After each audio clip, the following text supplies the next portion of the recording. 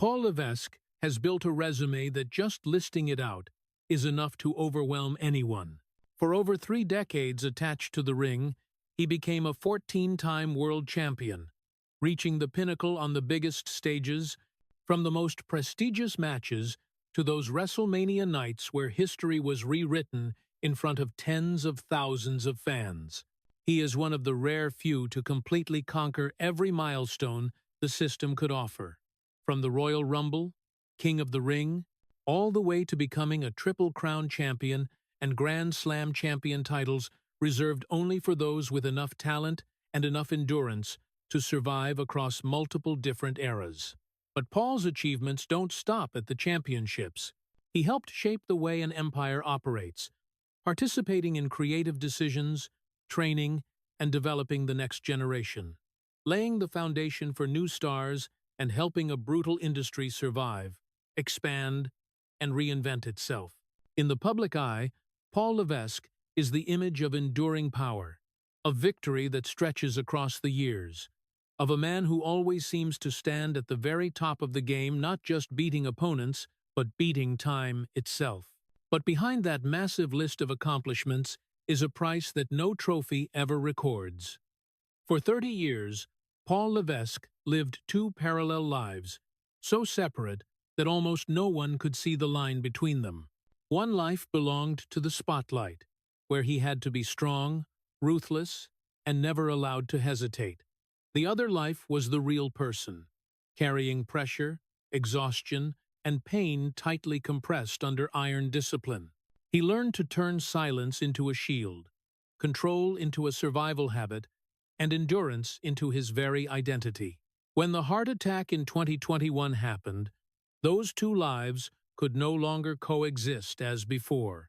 His body forced him to stop, to accept an artificial heartbeat inside his chest, reminding him every single day that even the strongest will has limits. From that point on, the pain no longer came from in-ring injuries, but from having to face himself when the mask was forcibly removed. Paul Levesque's will at this moment is no longer the will to defeat others. It's the will to keep living, to keep carrying responsibility, and to keep existing in the truth that there are battles that bring no cheers, yet still demand every ounce of strength from a man who has lived far too long with 2 separate lives. If you want to keep discovering the truth behind the double life of Paul Levesque, please hit subscribe to the channel and turn on notifications so you don't miss the next part. Thank you for listening, and we'll see you right back here when the story begins to dive deeper into the years that no championship belt could ever hide. After that moment of survival, when Paul Levesque was forced to admit that his heart had once stopped fighting, the memories didn't return to the championship belts or the rounds of applause. They went way back to a place that seemed completely harmless. His childhood. Paul wasn't born into poverty, didn't carry the marks of material deprivation, didn't have loud tragedies for others to easily point out and pity.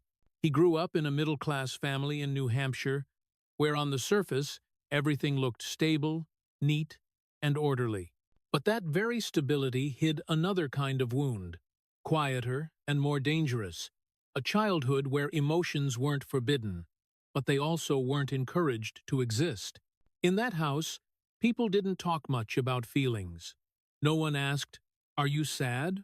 or "Are you scared?" The more constant questions were, "Have you finished yet? Do you have it under control? Are you strong enough?" Paul learned to read those signals very early. He understood that here, maturity wasn't measured by the ability to express inner feelings, but by the ability to suppress them. Silence wasn't an absence. It was the standard. And from a very young age, Paul started adjusting himself to fit that standard. Not because anyone forced him, but because he feared being seen as different. The American male culture of those years didn't need long moral lectures. It existed in every small behavior, every nod, every glance. Be strong. Don't complain.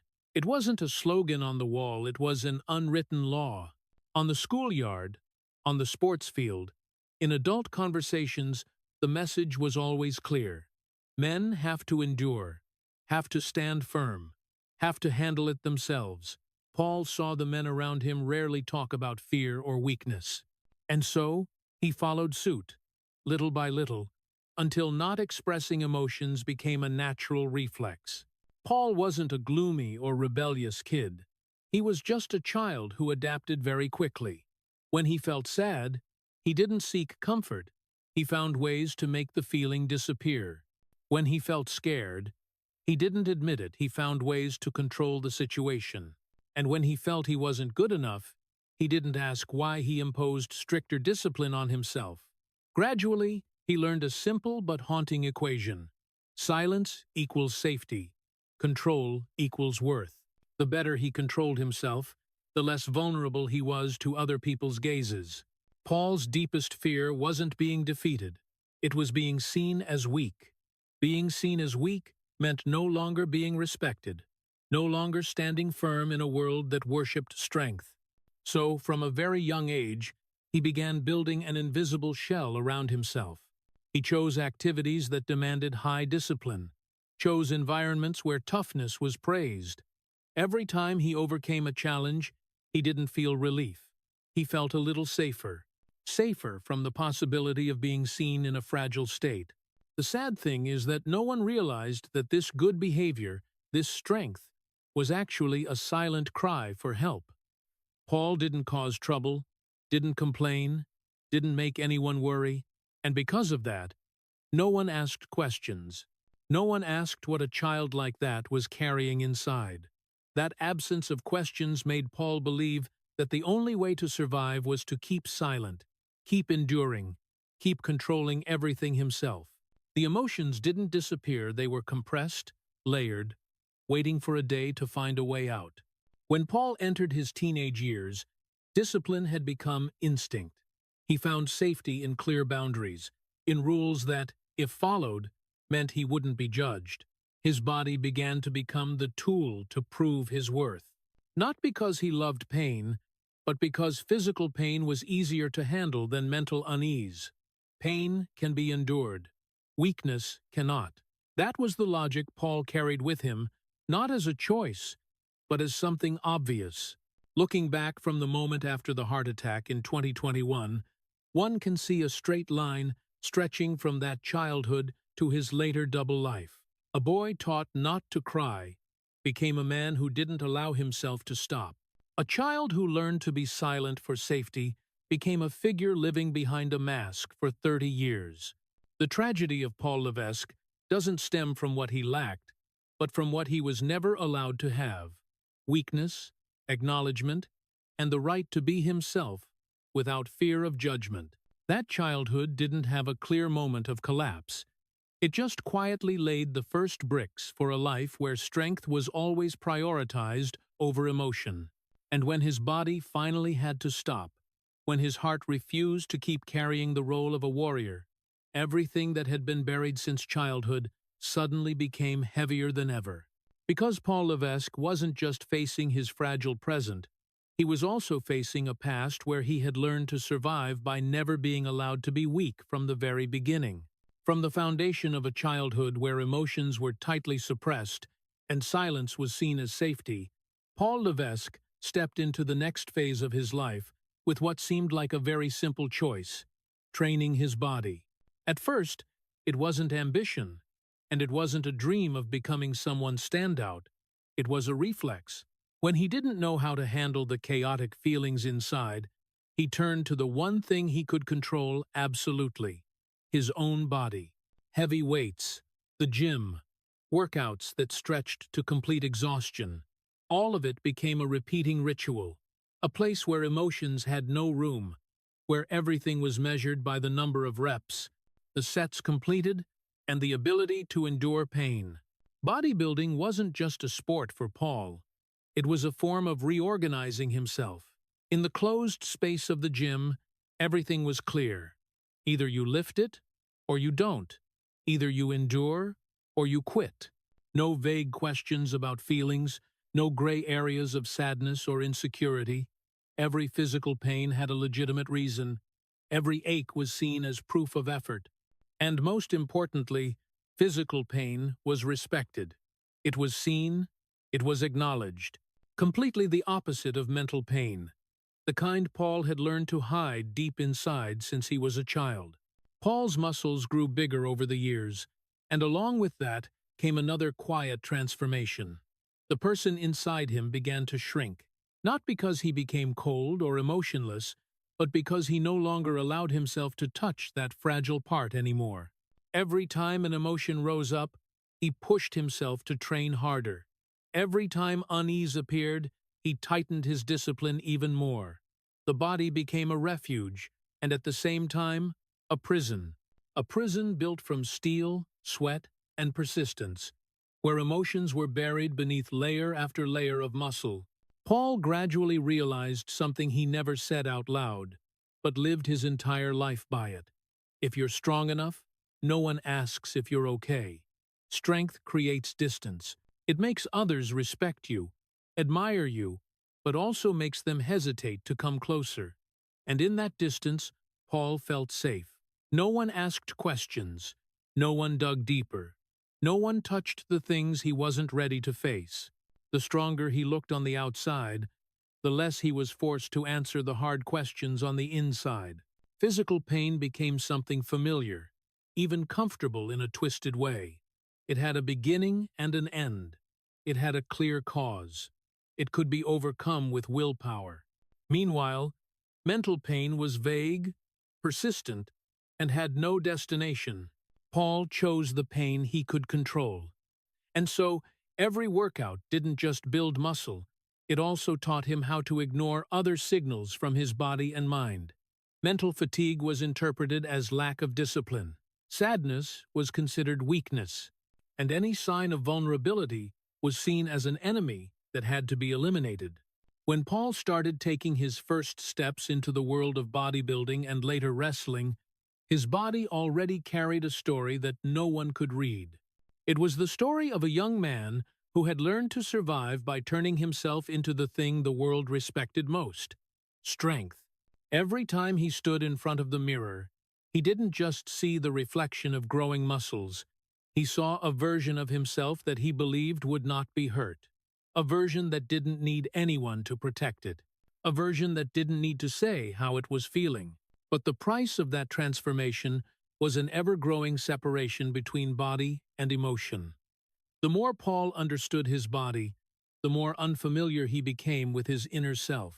He could control his breathing while lifting heavy weights, but didn't know what to do when anxiety hit in the middle of the night.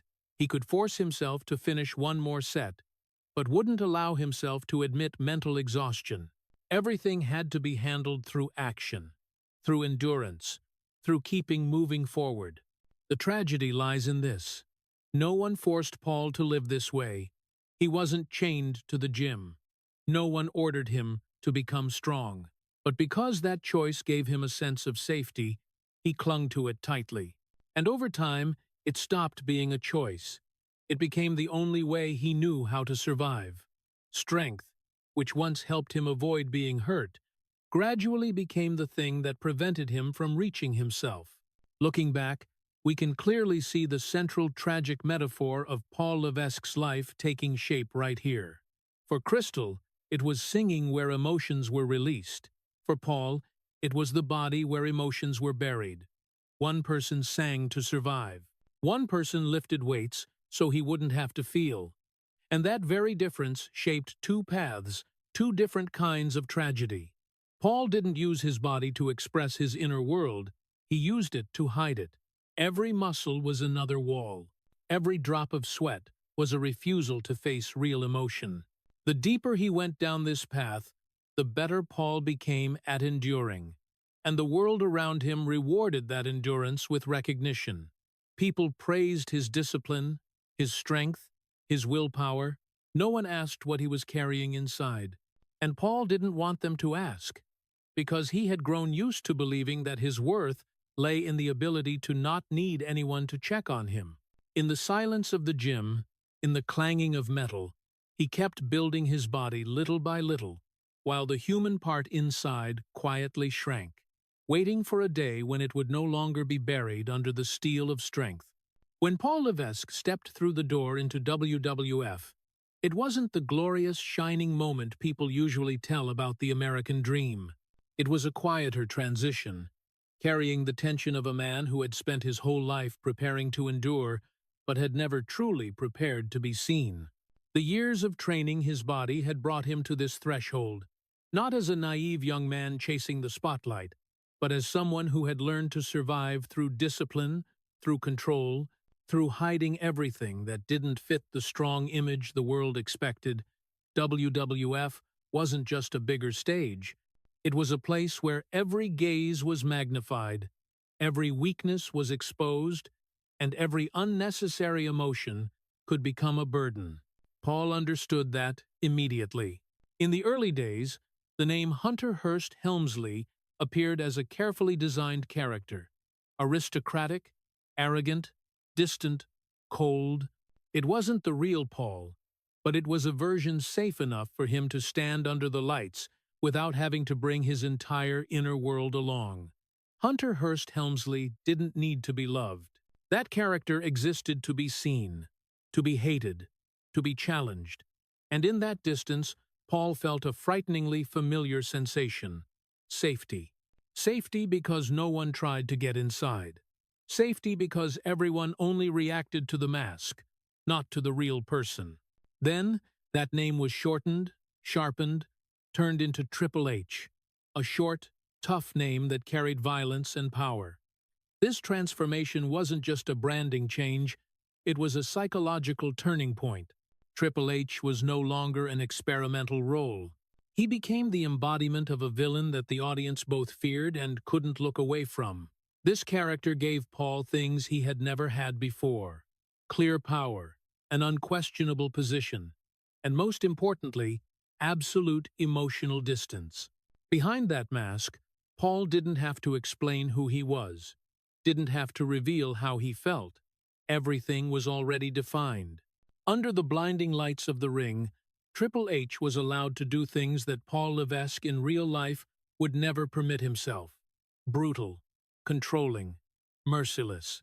Every strike, every cold stare, every moment of cruelty was accepted as part of the story. And that created a paradox. While the character grew more ferocious, the real person behind it felt lighter. No one demanded that Triple H be gentle. No one required him to share.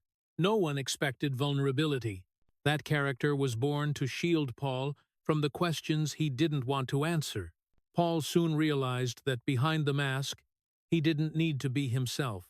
And that discovery was both liberating and the seed of a long tragedy. Every time he stepped into the ring, he put on another person, a version the world accepted more easily. Every time he returned backstage, he removed that shell, but never completely, because the line between the role and the real person began to blur. The qualities Triple H demanded: coldness, control, no mercy, slowly seeped into Paul's real life, not because he wanted them to, but because they had become effective tools for survival. The double life didn't start as a lie. It started as self-defense. In an industry where vulnerability was crushed, Paul found a way to survive by splitting himself in two. One part was brought into the light, taking every hit. The other part was kept in the shadows, where no one could see. And the more successful he became, the more that separation was reinforced. Triple H brought him fame, power, and an irreplaceable position. Paul Levesque, the real person, retreated further into the darkness, protected, but also imprisoned. There were nights when the cheers had died down and the lights had dimmed. Paul sat alone in the backstage area, body exhausted but mind still rigid with tension. He wondered where the final boundary was. But then he stood up again, put on the familiar mask, because it worked. It kept him from facing the fear of being seen as weak, from the emotions that had never been named since childhood. Triple H became the answer to everything. If you're scary enough, no one asks if you're okay. The outside world saw a man steadily climbing to the top, but inside, Paul was learning how to disappear. Not disappear from the lights, but disappear from his own real self. Every time the character was cheered, The distance between the two lives grew wider. And in that distance, Paul found the safety he had been seeking since he was a child. Safety from having to reveal himself, safety from being hurt. That fateful moment didn't come with thunder or tears. It came very quietly, the way the deepest tragedies often begin. When Paul realized that the mask didn't just protect, it was easier to live in than the real face. When he understood that becoming Triple H gave him a clear place in the world, while being himself was vague and full of risk. From that moment on, Paul Levesque's double life officially took shape. Not because of ambition, not because of deceit, but because it was the only way he knew how to survive in a world that only respected strength and had no room for fragility. And from then on, every victory in the ring wasn't just a win for the character. It was a quiet step backward for the real person behind it. Paul Levesque kept moving forward, protected by an increasingly perfect mask, while the rest of him stayed silently behind, waiting for the day when that safety would have to be paid for with his very own heart. When the mask had become a safer refuge than the real face, Paul Levesque entered the phase where his two lives were no longer parallel. They began to lock tightly into each other. On the ring, Triple H appeared as an unforgiving force, ruthless in his gaze, precise in every move, controlling every breath of the match, and even the emotions of the audience. There was no room for hesitation, no room for softness. Every step had to affirm power. Every victory had to make the opponent understand there was no gray area. That character existed to dominate, to make others fear, to establish order through strength. And the world accepted it, even celebrated it. Every boo, every round of applause, every story retold revolved around that ferocity. No one asked Triple H if he was tired. No one asked Triple H if he was okay.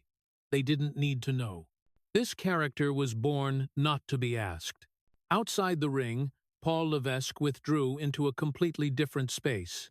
He became reserved, cautious to the point of near isolation, not out of arrogance, but because he had grown accustomed to keeping distance.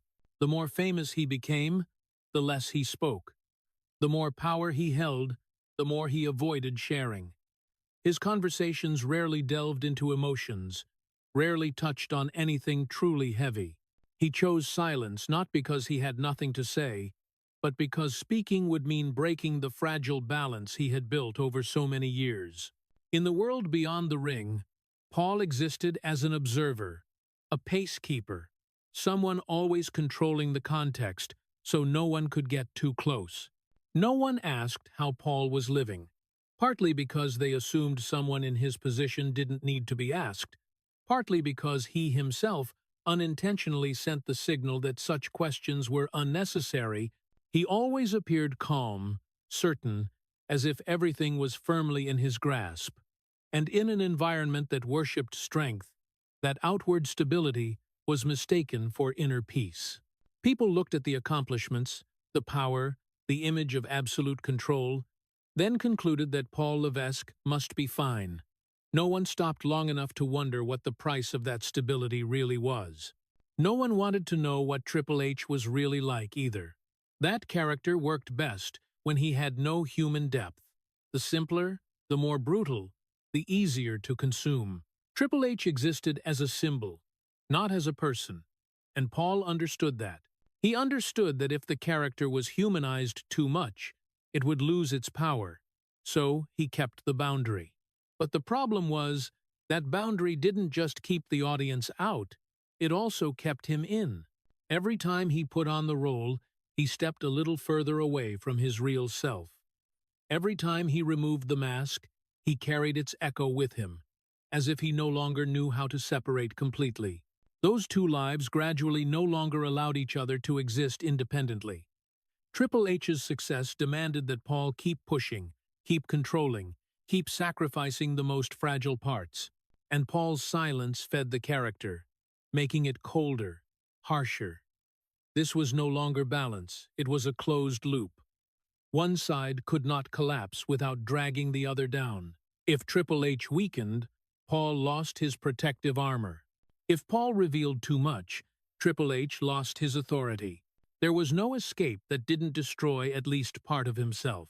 The most tragic part was this: no one forced him to choose.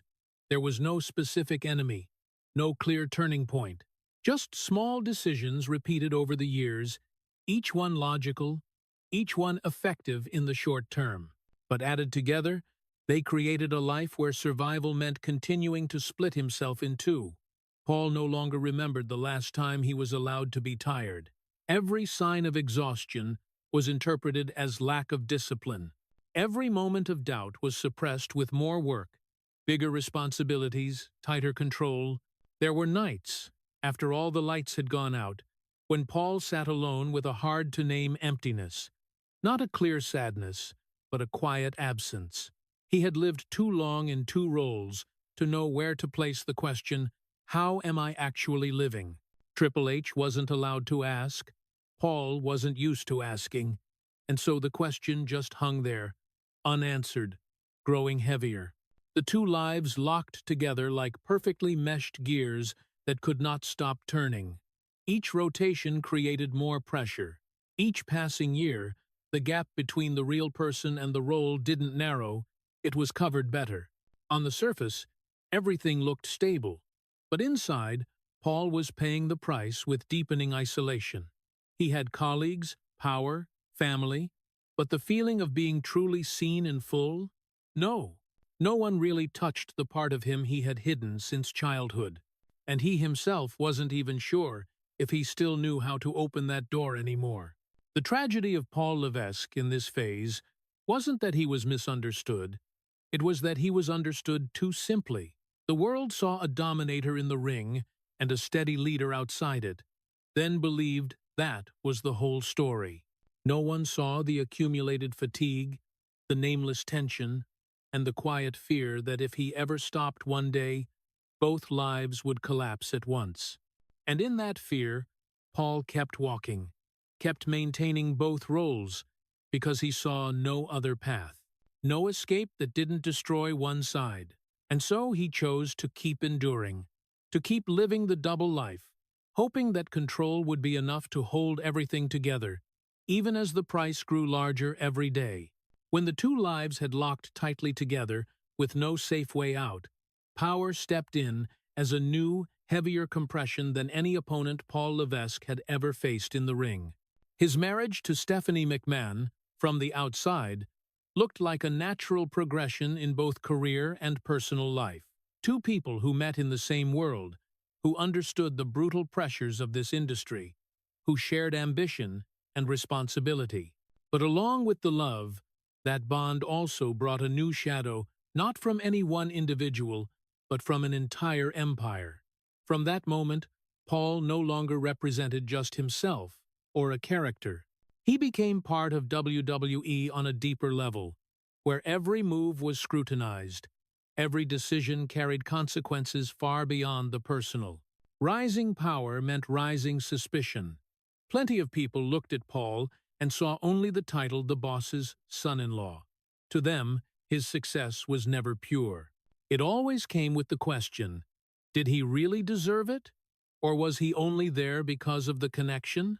Those whispers didn't need to be shouted to hurt. They existed in the air, in the glances, in the way people weighed every decision he made. And Paul understood one thing very clearly. In this position, he wasn't allowed to be wrong. Even one small mistake could be interpreted as proof of the doubts he had carried since the day he entered the McMahon family. From then on, a new burden took shape. Paul was forced to be perfect, not because anyone directly ordered it, but because perfection was the only way to survive. He had to perform better than necessary, stronger than everyone, precise in every detail, leaving no cracks exposed. Power didn't allow him to be tired. It demanded constant presence, constant alertness, and the ability to take responsibility for things beyond any one person's control. Paul was no longer just a wrestler, no longer just a character. He became someone carrying part of WWE's fate, from backstage to the spotlight, from creative decisions to the destinies of other people. There was a bitter paradox in that process. The higher he climbed, the less he was allowed to be himself. Power, which is supposed to be freedom, felt to him like a sophisticated lock. Every decision had to be weighed on multiple layers, not just for effectiveness, but for image, for impact, for how it would be interpreted. He no longer had space to experiment or make mistakes like before. Every step had to be solid, because behind him wasn't just his personal career, it was a massive system with thousands of people depending on it. That pressure seeped into even the private moments. Even in his family, Paul found it hard to fully let go of his role. He wasn't just Stephanie's husband. He was part of the power structure she was born into. That created a quiet tension, love walking alongside duty, intimacy walking alongside expectation. Paul couldn't simply step away from this world when he felt exhausted. He was tied to it at a level where leaving was no longer an easy choice. Gradually, Paul began to carry WWE like a destiny, not because he was required to, but because he believed that without him, everything could collapse. That belief both gave him drive and pushed him deeper into the vortex of responsibility. He worked more, controlled tighter, and set stricter standards not just for others, but for himself. Perfection became obligation, and that obligation didn't allow him to rest. The tragedy is that power never brought a feeling of being enough. Every success only opened a new layer of responsibility. Every time he overcame doubt, the expectations only grew higher. Paul never had a moment to breathe a sigh of relief and say, "That's enough," because in this world, enough meant falling behind. And falling behind meant all those suspicious looks would come rushing back, stronger than before. So he kept moving forward, kept pushing himself, kept living in the two roles that had locked together. Power, the thing so many people crave, became for Paul Levesque an invisible prison. It didn't hold him with walls or bars, but with expectations, with responsibility, with the fear of mistakes. It didn't free him from pressure. It made the pressure legitimate, accepted, even celebrated. And in that prison, Paul didn't scream, didn't resist. He kept doing what he had learned since childhood, staying silent, staying in control, enduring. In this phase, the tragedy of Paul wasn't that he had too much power. It was that the power didn't allow him to stop. It locked him tighter onto the path he had chosen, turning every other option into an unacceptable risk. And when the two lives could no longer be separated, when power had become an unavoidable duty, Paul Levesque kept walking forward, carrying an ever heavier burden, believing that if he was strong enough, perfect enough, everything would hold. He didn't yet know that this very belief would lead him to the greatest crisis, where body and mind would finally force him to answer the question that power had helped him postpone for far too long. There are tragedies in life that don't explode into scandals, that aren't recorded with sensational headlines, but smolder, like a wound buried deep under the skin, one that never heals and is never allowed to be touched.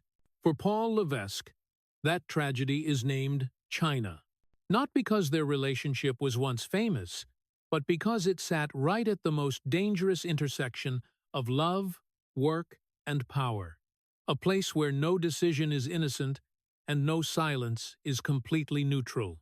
When Chyna entered Paul's life, she wasn't just a woman, she was a phenomenon. In a world designed for men, Chyna appeared as a rare exception, strong, different, breaking every stereotype about gender and roles. In the ring, she stood shoulder to shoulder with men. Outside of it, she carried the fragility of someone who always had to prove she deserved to exist. Paul was drawn to both sides of her. Between them was a profound empathy. Both lived in harsh roles. Both carried the pressure to become the strong enough version to avoid being discarded. But their relationship never existed in a pure space. It was surrounded by spotlights, by power, by the structure of a company where the line between private life and work was almost non-existent. Paul wasn't just Chyna's partner. He was also part of the system that decided her career's fate. And Chyna wasn't just the woman in his life. She was an asset, a symbol, a character to be exploited, and one that could be discarded. Love, in that context, had no chance of being simple. It was always distorted by factors neither of them could fully control. When the relationship ended, it didn't finish with a clear goodbye or a public conversation. It drifted into silence, a heavy silence, full of voids. No press release, no explanation, no protection. Chyna gradually faded from the positions she once held.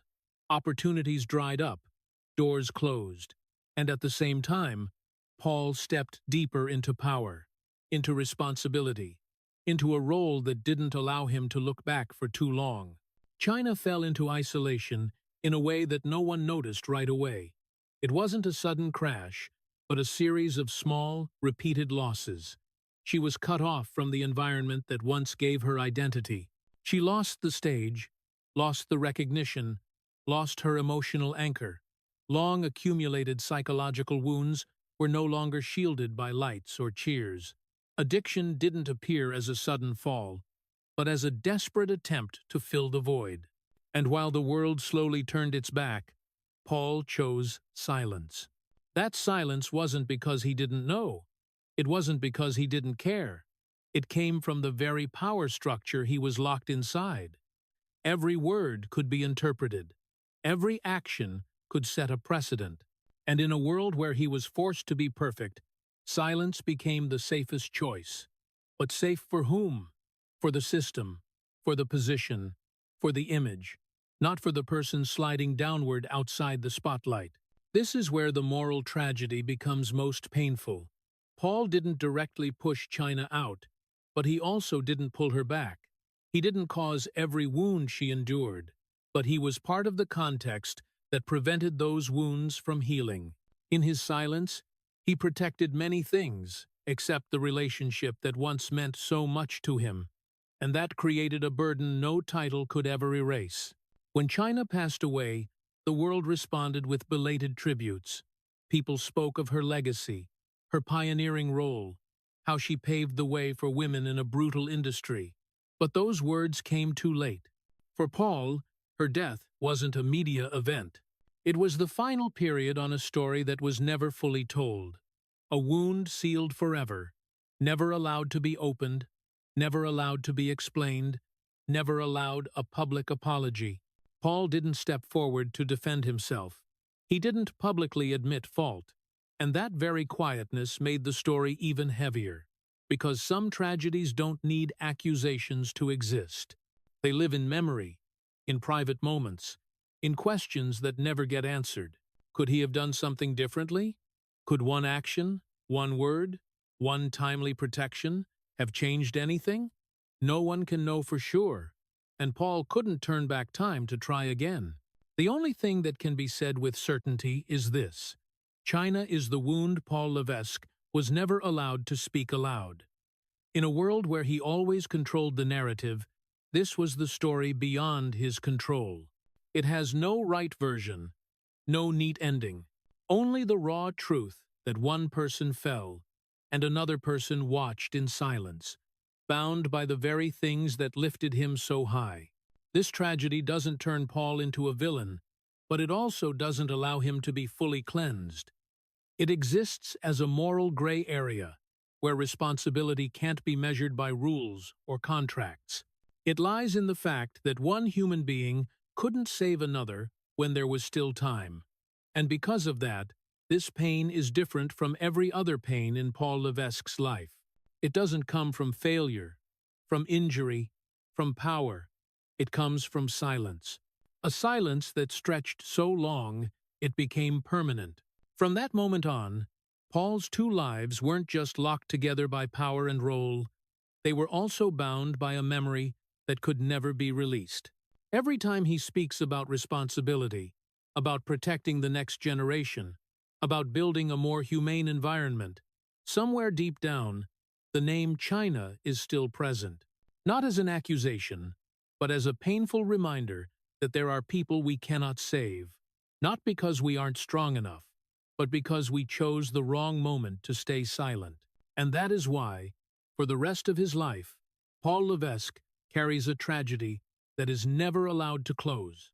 No one demands that he speak it out, but the very inability to speak it has become the heaviest punishment of all.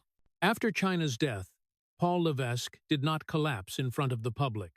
There was no visible crack on the surface. On the contrary, the world watched him climb to peaks that very few in history have ever reached. 14 times world champion. Those WrestleMania nights where his name was called as an inseparable part of history.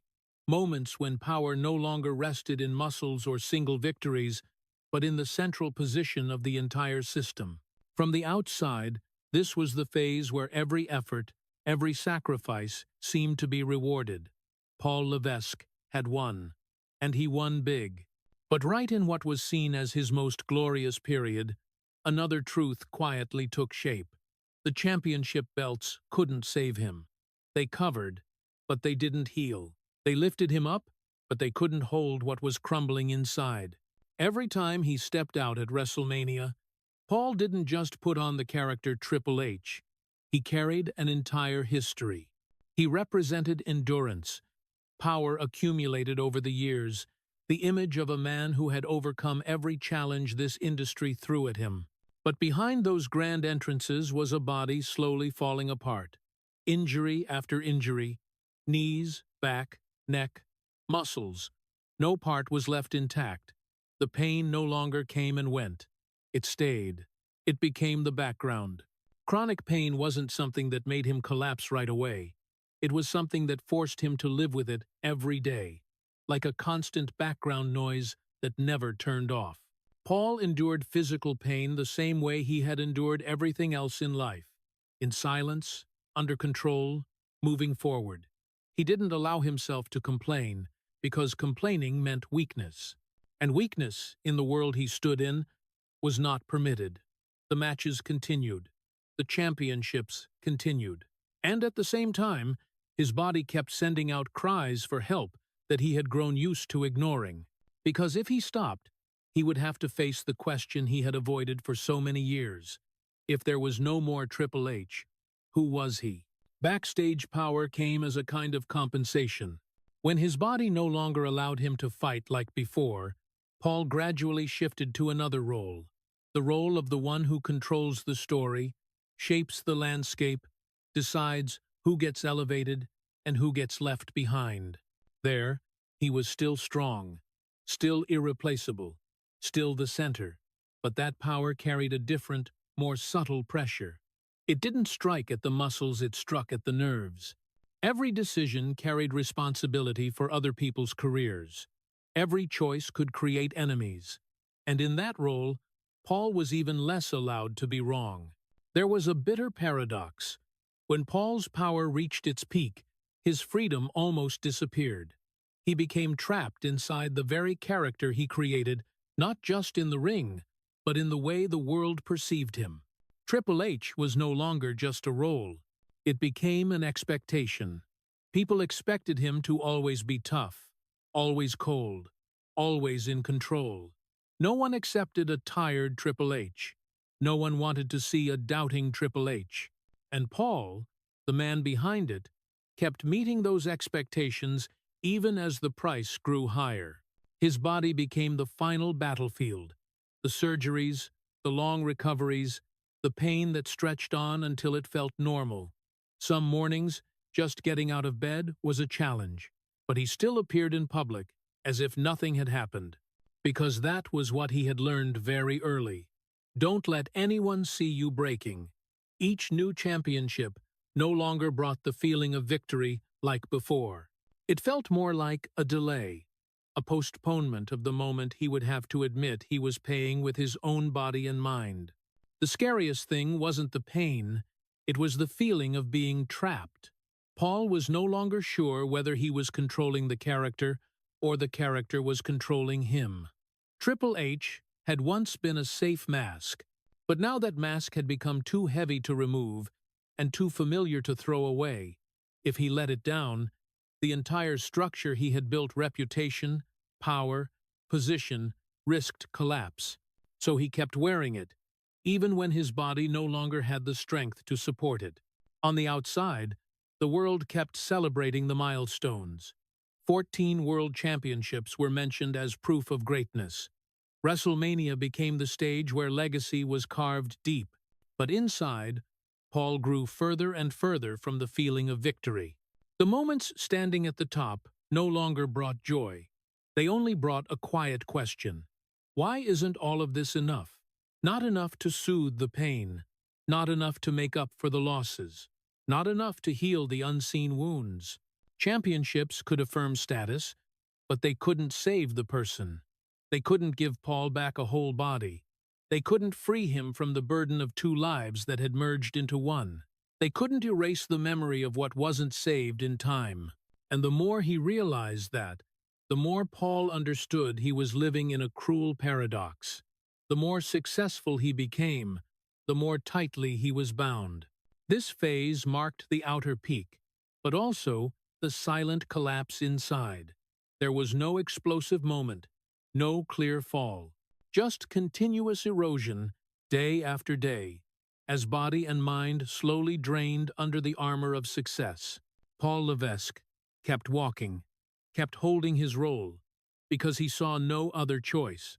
But deep down, a truth had begun to form, even if he wasn't ready to face it, that no additional championship could ever save him from the very life he had created. When the championship belts no longer brought any sense of salvation, Paul Levesque began searching for another way to survive in the world he had helped build.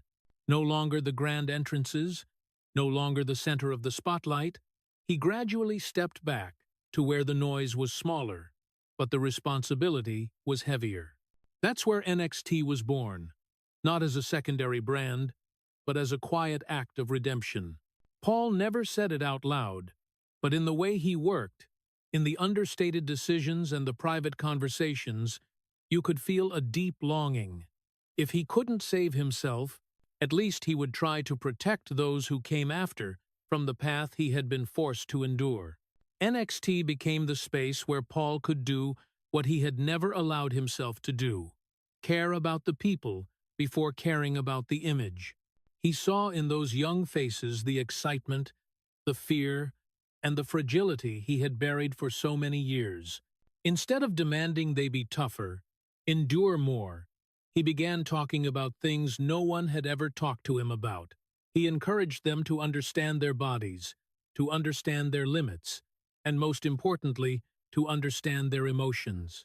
In an industry that once considered speaking about pain a sign of weakness, that was almost a silent revolution, Paul taught them how to tell their own stories, not just in the ring, but inside themselves. He stressed that the character shouldn't swallow the real person whole. He spoke about keeping boundaries, about knowing when to stop. Those pieces of advice carried a bitter paradox. He was giving others the things he himself had never truly had. Every time he saw a young talent dare to voice their fear, dare to admit exhaustion, Paul felt both pride and pain. Pride because he had created a safer environment.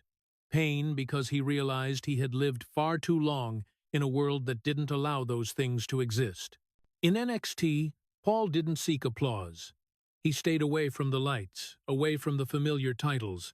Instead, he spent time in the gym, in small meeting rooms, in conversations that stretched late into the night. There, he listened more than he spoke.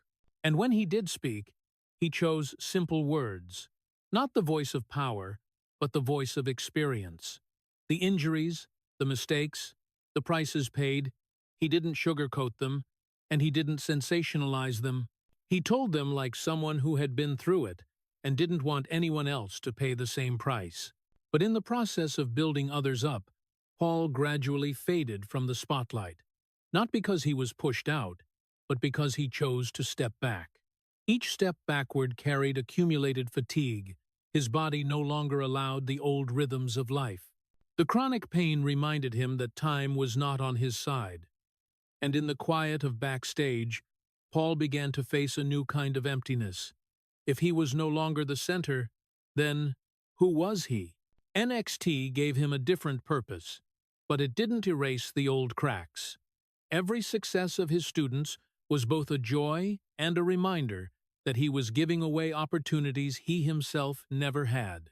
Paul saw in them the roads he was never permitted to take.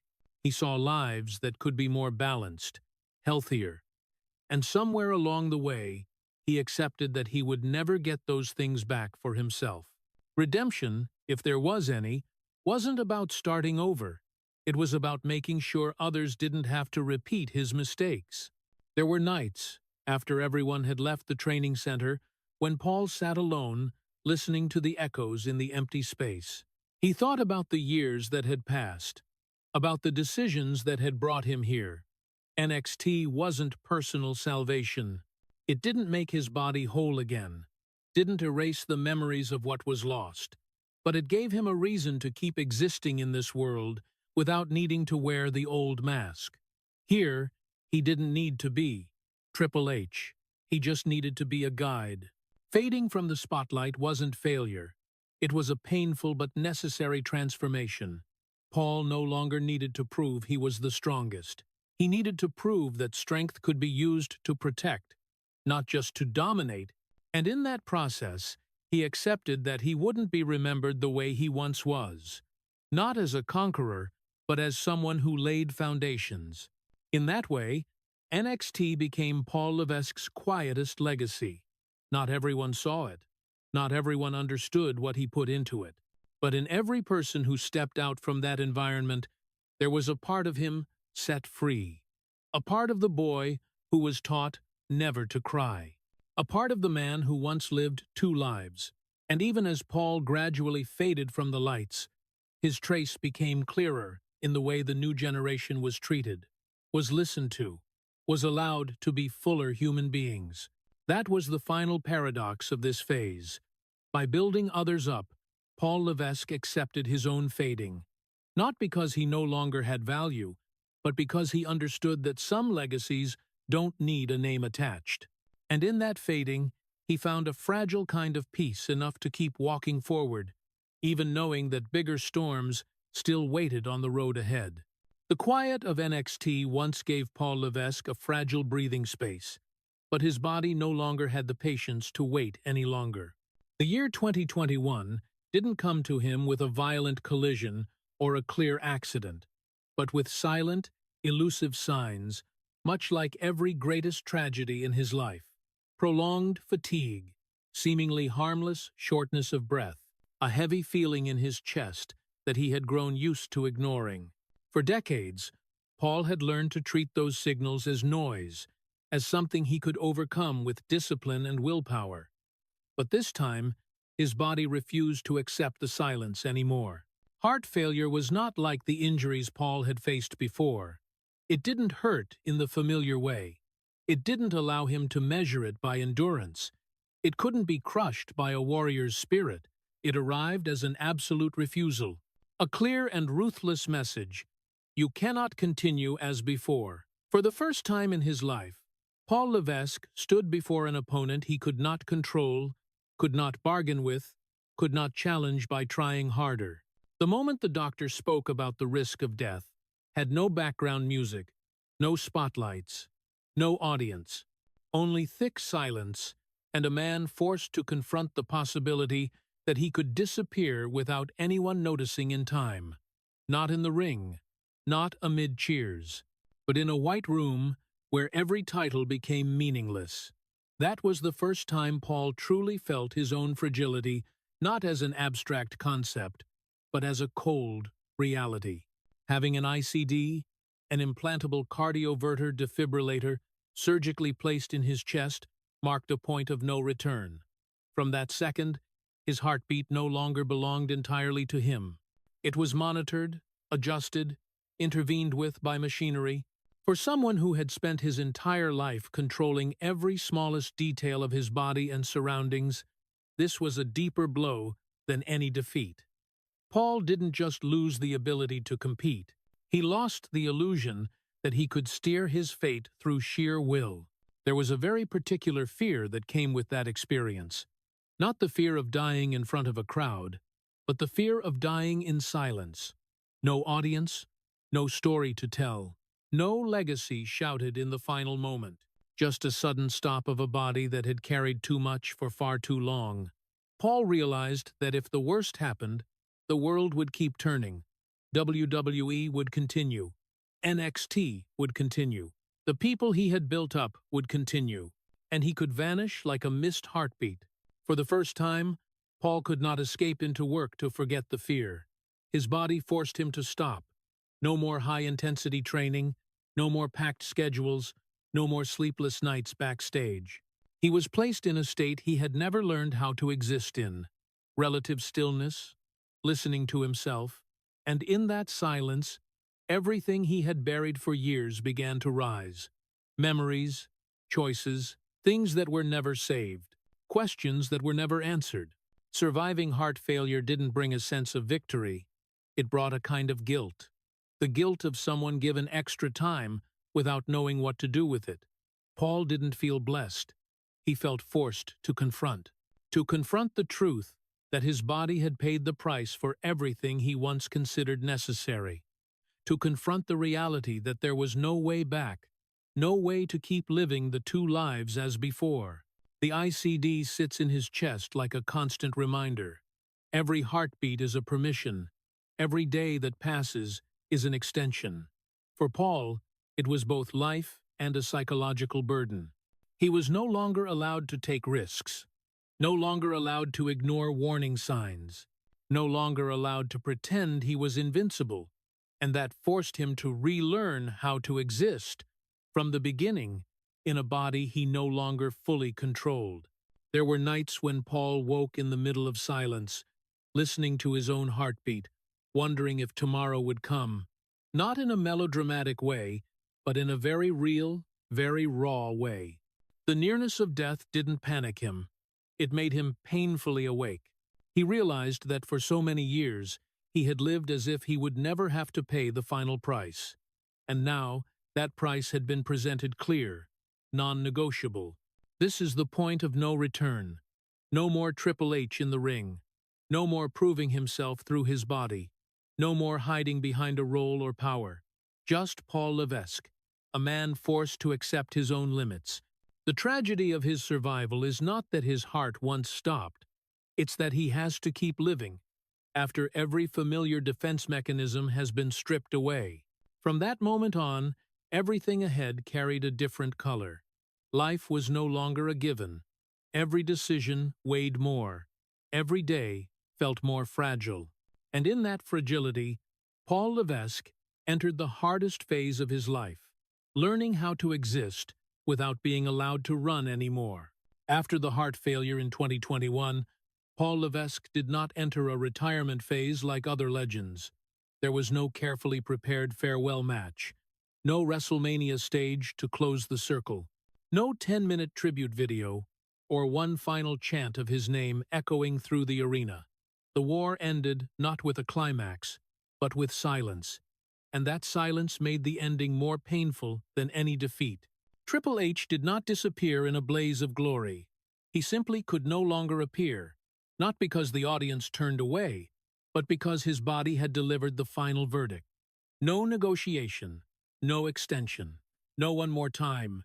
The heart that had carried decades of pressure, pain, adrenaline, and self-destruction forced him to stop. And for a man who had lived his entire life by moving forward, stopping was not rest. It was disorientation. There was no bell to end the match. Just one very ordinary day when Paul understood he would never walk out to the ring as Triple H again. Not because he didn't want to, but because if he tried, the price could be his life. The decision to retire brought no sense of completion. It brought the feeling of being robbed of the thing that had defined him for over 3 decades. Triple H had been the armor, the identity, the way Paul existed in this world. When that character ended, there was no replacement version waiting in the wings. All that remained was Paul Levesque, the man he had hidden for so long that even he wasn't sure how to keep living as him. No more training schedules, no more match goals, no more opponents, No more crowd noise to fill the emptiness. The quiet arrived suddenly and cruelly. Retirement like this doesn't let you celebrate. It forces you to mourn a part of yourself that is gone. But you're not allowed to grieve publicly. Paul didn't stand in the middle of the ring to say thank you. He didn't raise his hand in farewell. He didn't get the closure moment he had given to so many others. His wrestling life ended the way he had lived most of it. Quietly, enduring, not bothering anyone. And then came the hardest question. If he was no longer Triple H, then who was Paul Levesque? A question that seemed simple, but to him was more terrifying than any opponent he had ever faced. Because for so many years, every other role revolved around that character. Even backstage, his power and credibility were still tied to the image of the merciless warrior. When that image vanished, he had to learn how to exist without it. No more matches to vent anger. No more gym to suppress emotions. No more adrenaline to drown out fear. Paul was forced to stay still inside his own body, listen to it, respect its limits, something he had never been taught since childhood. Each passing day was no longer measured by victories, but by the fact that his heart was still beating steadily, a heartbreakingly humble metric for a man who had once lived at the very top. A retirement without triumph also meant no moment of release, no grand announcement, no feeling of, I did enough. Just a series of days spent learning to slow down while the mind was still wired for war speed. Paul faced a nameless loss. Loss of role, loss of identity, loss of the way he defined his own worth. In those quiet moments, he realized the biggest fight had never taken place in the ring. It was happening inside, where he had to accept that he was no longer the immortal warrior. That weakness was no longer a choice. It was reality, and that continuing to live in this fragile state required a different kind of courage, quieter, with no one clapping, no Triple H, no crowd roar, no triumph, just a man standing before the rest of his life, with no more mask to hide behind, no more role to shield him. Paul Levesque walked away from the ring in a way he had never prepared for, not as a legend, but as a human being, and perhaps that is the hardest match of his life. When the noise of the ring had completely died down, and the character Triple H had no place left to appear, Paul Levesque returned to the only place that didn't demand he fight, family. But in this story, family is not a miraculous salvation. They don't erase what happened. They are simply the ones who have witnessed most fully the two people coexisting in one body. Stephanie and the kids don't love a legend. They live with a man who has carried so many roles that sometimes he forgets how to rest. Stephanie McMahon is the one who understands that fragmentation best. She didn't just meet Triple H under the lights. She lived with Paul in the silent nights, when the spotlight had withdrawn, and only raw exhaustion remained. She saw a man who could control an entire empire, but fumbled when it came to admitting he was burned out. A man who could talk about strategy, about the future, about responsibility, but stayed silent in the face of the simplest questions. Are you okay? Family didn't need perfect answers, but Paul was used to not answering at all. Their children grew up in a house with two parallel images.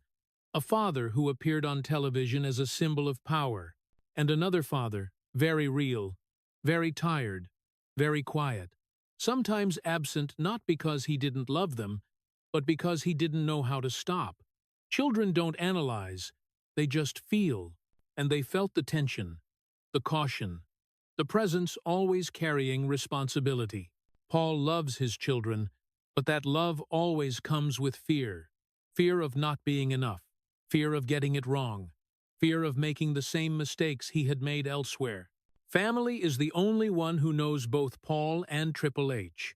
They know when he's speaking as a husband, as a father, and when he unconsciously speaks in the voice of a leader, a warrior who hasn't yet removed his armor.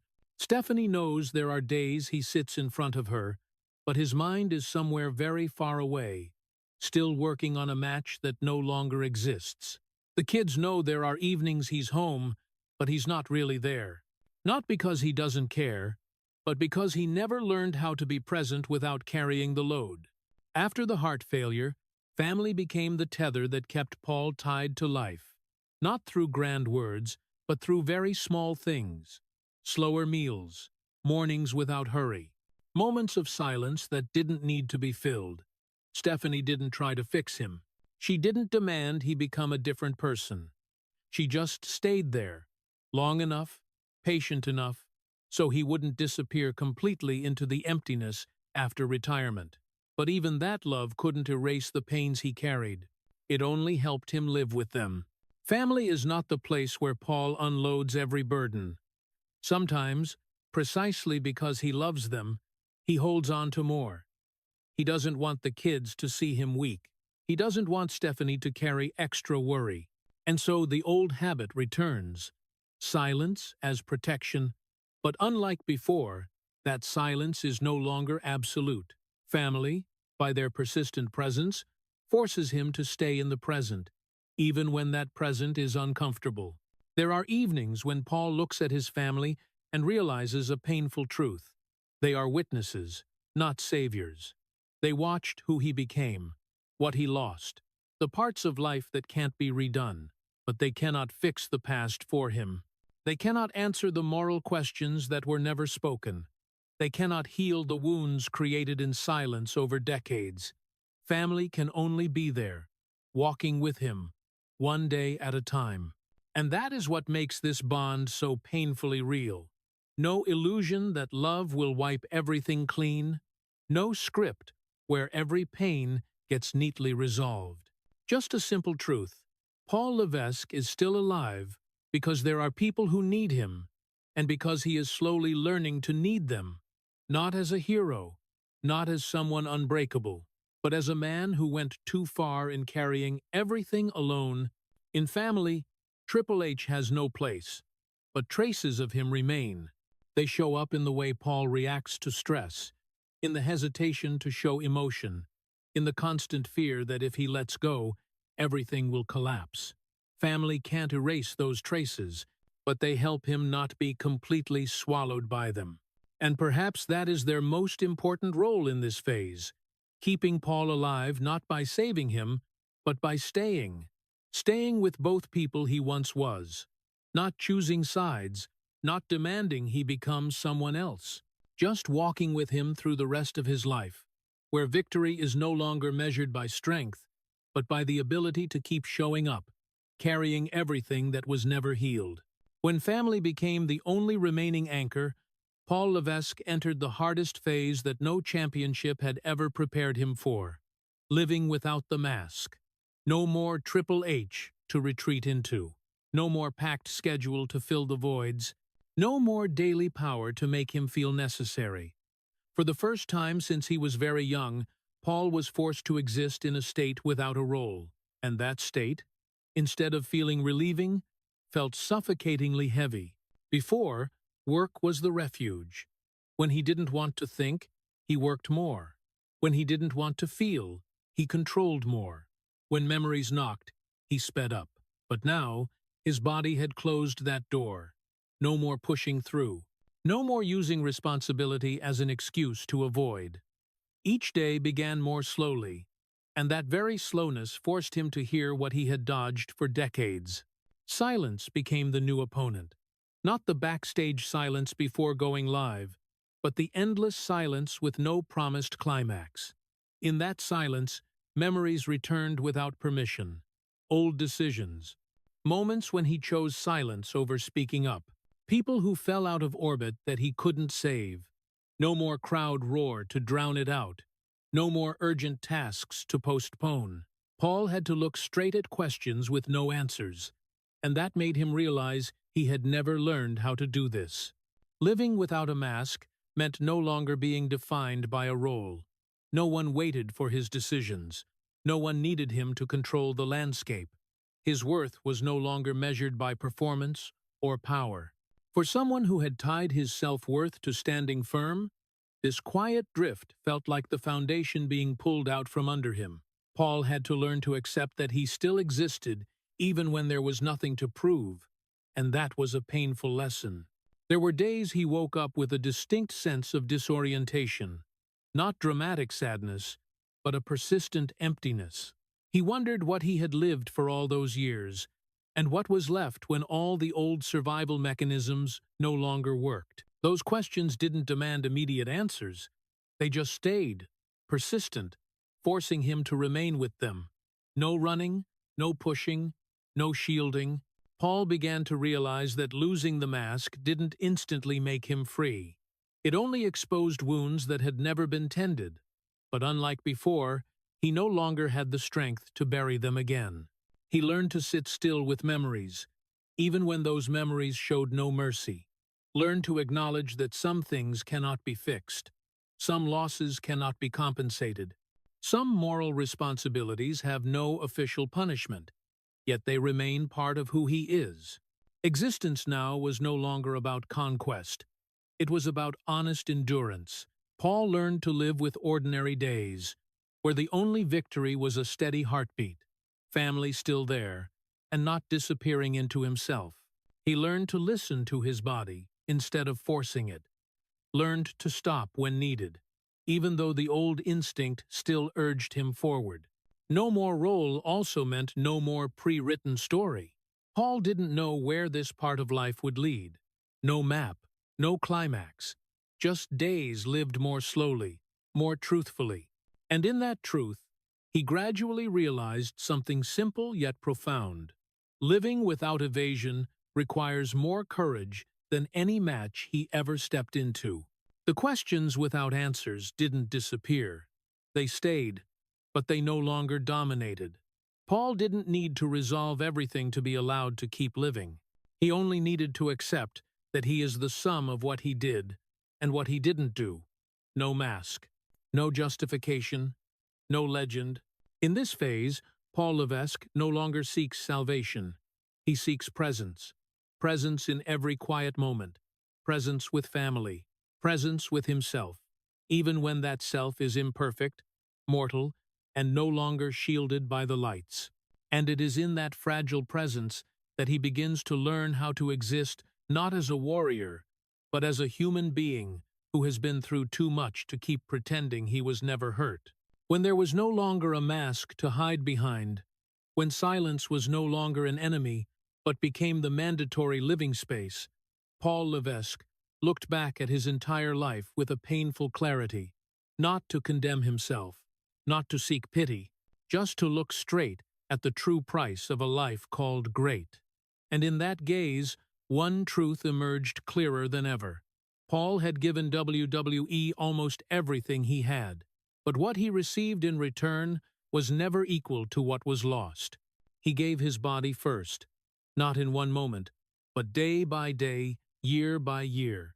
Every match, every time he pushed through, every time he ignored, the pain was another withdrawal from his life force.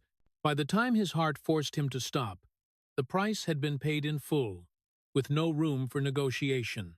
The body that had once been the tool to survive, to win, to prove worth, finally became the clearest evidence of prolonged self-destruction. No one took it from him. He handed it over himself, in silence, the way he had done with so many other things. But the greater price was not in the physical. It was in a part of his humanity that Paul had to blur to survive, to become Triple H, to hold power, to not be swallowed in a system that had no tolerance for fragility. He learned not to ask, not to speak, not to acknowledge. He learned to turn emotions into noise, memories into burdens to suppress. Over the years, it was no longer just a survival strategy. It became habit. And when that habit took root, it stole the ability to connect fully with others and with himself. Paul also traded away relationships that could not be saved, not from lack of feeling, but because prolonged silence had created distances that could not be bridged. There were people who passed through his life at critical times, and when they fell, he could not or dared not reach out, not out of malice, but because he was bound tightly by roles, expectations, fears of losing control. Those relationships didn't break in one big event. They broke from absence at the right moments, and as time passed, there was no way to go back and repair. The most painful part is that Paul understands this. He doesn't dodge moral responsibility, but he also doesn't turn it into self-torment. At this stage of life, he holds no grudges against anyone. No grudge against WWE for demanding too much. No grudge against the audience for celebrating an image that didn't allow him to be weak. And no grudge against himself, even though he knows clearly the choices that brought him here. Grudges require energy, and Paul no longer has energy for that. Instead, there is acceptance. A kind of acceptance that isn't comforting, but honest. Acceptance that some lives are built on unfair trades. Acceptance that greatness rarely comes without leaving devastated areas behind. Acceptance that he chose this path, even if not always fully aware of the price. And acceptance that not every loss can be weighed against titles or legacy. Paul doesn't deny what he created. WWE, in many ways, bears his mark both in front of and behind the lights. The people he lifted up, the generations better protected, the quiet but lasting changes. All of it is real, but they don't erase the truth that this life took from him more than it gave back. Not because he failed, but because he went too far in giving. At this point, Paul Levesque doesn't try to rewrite the story to make it prettier. He doesn't need a redemptive ending. He doesn't need to be seen as victim or hero.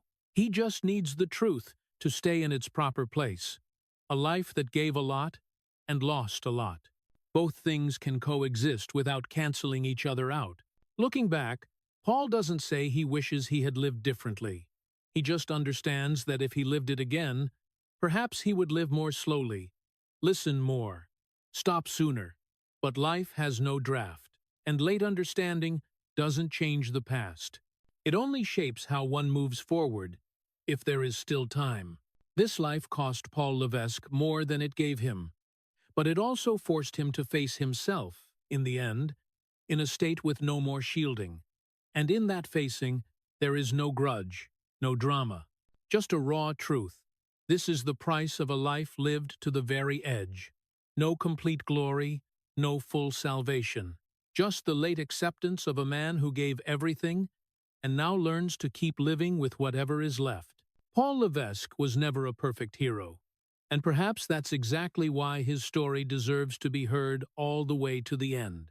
He doesn't walk out of this life with a neat, rounded ending, no complete moment of redemption, no full healing. He survived, but he was never healed. Between those two things lies an entire lifetime carrying cracks that never scar over, a life that continues through sheer will when hope is no longer as whole as it once was. Paul Levesque is not a winner in the simple sense. He didn't overcome everything. He just learned how to stay after everything had collapsed enough times.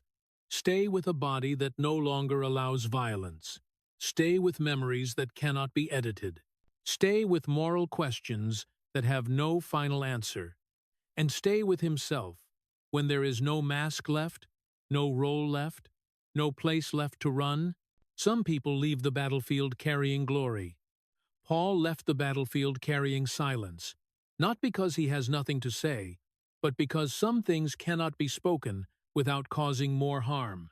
He understands that some wounds do not exist to be healed, they exist to remind. Remind of the price of power. Remind of the danger of prolonged silence.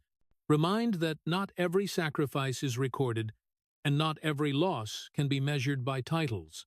Paul Levesque's legacy is not in the 14 World Championships, not in the WrestleMania nights, not in the cheers that once shook arenas. Those things will fade with time, like every symbol ever built to honor strength. His legacy lies in people. In the people who were not crushed the way he almost was. In the generations allowed to speak their fears, allowed to stop, allowed to be weak without being discarded. In the people he quietly protected with the remaining part of his own life. Paul doesn't claim to be better than anyone. He just tried not to let others pay the same price. and in that effort, he accepted that he would never regain wholeness. Some wounds formed too early, too deep, and were reinforced for too long. No therapy can completely erase them. No apology can turn back time. And Paul doesn't try to do that. He doesn't seek public forgiveness. He only seeks honesty with himself late, but necessary. At an age when many choose to live on beautiful memories, Paul lives with heavy memories, not to torment himself, but to not forget. Not forget that power once locked him in. Not forget that silence once hurt others. Not forget that his body once carried the weight for emotions that were never allowed to exist. And also not forget that he is still alive, a thing not everyone gets the chance to say, especially after coming so close to the final edge. Paul Levesque does not step into the light as a symbol of triumph.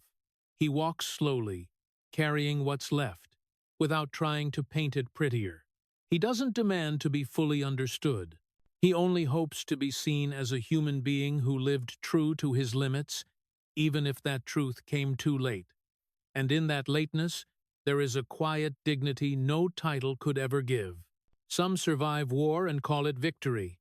Some survive themselves and call it continuing to exist. Paul belongs to the second group. He did not defeat the past. He did not conquer the pain. He just didn't let them kill him again. And sometimes, that is all a human being can do. Some men survive the war. Others survive themselves. Paul Levesque is the one who survived in the second way. And that is why his story doesn't end in glory, but in a long after-echo, sad, heavy, but honest. An after-echo that reminds us some lives don't need to be honored with spotlights. They need to be heard in silence. And that sometimes, survival even without healing, is the deepest form of courage a human being can reach. The story of Paul Levesque leaves a deep and lingering sadness, not because he lacked glory, but because the price that glory demanded was far too high. Behind the 14 championships, the glorious WrestleMania nights, and the backstage power, the story reveals a man who had to trade his body, his emotions, and many relationships to maintain the image of being unbeatable. The heart failure in 2021 and the ICD device in his chest are the undeniable breaking point. The man who once controlled everything finally could not control his own heart. That was not just a medical event. It was a sentence for a life of relentless pushing. The greatest sorrow lies in what cannot be repaired. The relationship with Chyna, the silence, while she fell into isolation and addiction, is a moral wound that was never allowed to be spoken in the story. No accusation, but also no avoidance. Silence can wound as much as action sometimes. The shift to NXT shows a quiet attempt at redemption. Paul, protecting the younger generation, teaching them to voice emotions, something he himself was never permitted to do. But even redemption doesn't bring complete healing. The lesson for Americans here is clear and real. A culture that worships strength, performance, and silence can create success, but it can also erode a person from the inside. Power does not automatically liberate. It can lock tighter. Family can keep you alive, but it cannot erase all pain if you don't learn to stop and speak. Paul's story reminds us that the value of a life is not only in achievements, but in the ability to protect humanity for yourself and for others before the body forces you to pay the price. If Paul Levesque's story makes you pause and think about the price of strength and silence, please subscribe to the channel to continue joining us on these honest, deep, and deeply human journeys.